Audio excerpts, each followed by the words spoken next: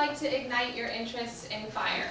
Few things have done as much harm as fire, but few things have done as much good.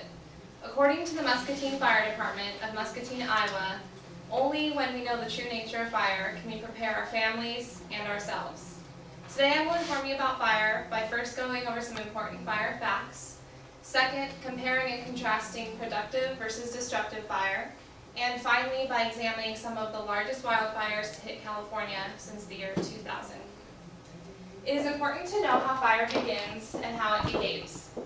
According to a reference in Columbia Electronic Encyclopedia 6th edition, it was not until 1774 that French chemist L.A. Lavoisier produced experiments that led to the modern understanding of the nature of combustion.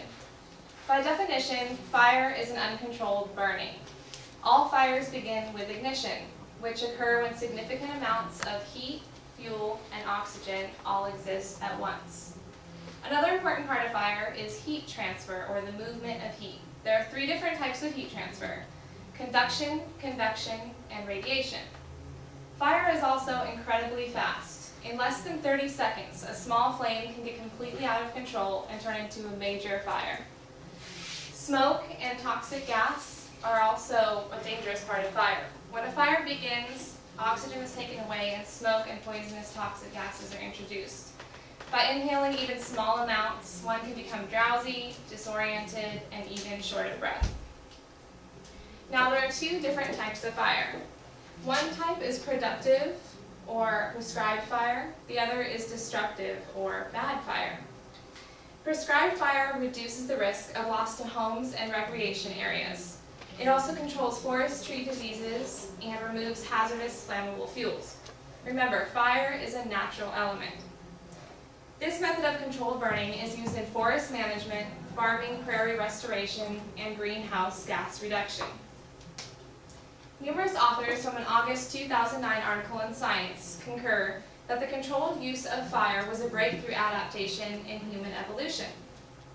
As many of you probably already know, the worst or most destructive type of fire is a wildfire. Wildfires always occur in the countryside or the wilderness, and they are very dangerous because they usually burn timber and property, and unfortunately sometimes even cause injury or loss to human life. Unfortunately, California has become well known for its often large and highly destructive wildfires.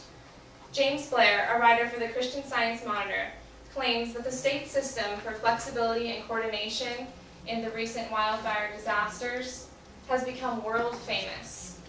Just since the year 2000, California has experienced over 12 major wildfires. In a recent research article written by Brian Walsh of Time magazine, wildfires that now annually singe California came early this year, spreading throughout the drought-stricken wilderness to the foothills near Los Angeles. In 2002 and 2003, two major California wildfires spread throughout the Sequoia National Forest and San Diego County. The 2002 McNally fire was reportedly started due to the careless use of fire near the Rhodes End Resort in Kern Canyon, while the Cedar Fire in San Diego of 2003 burned almost 2,000 homes, caused 14 deaths, and cost $32 million to recover.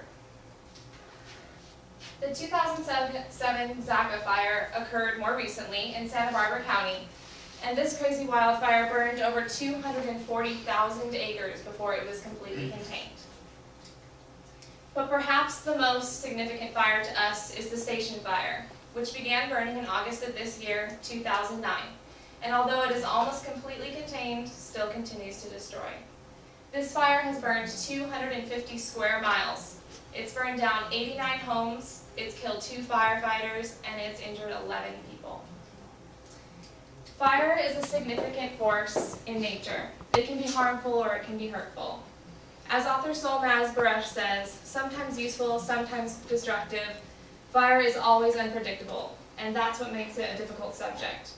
Try to remember some of the important fire facts that we've been over today, the differences between destructive and productive burning, and last but not least, how we as Californians are affected.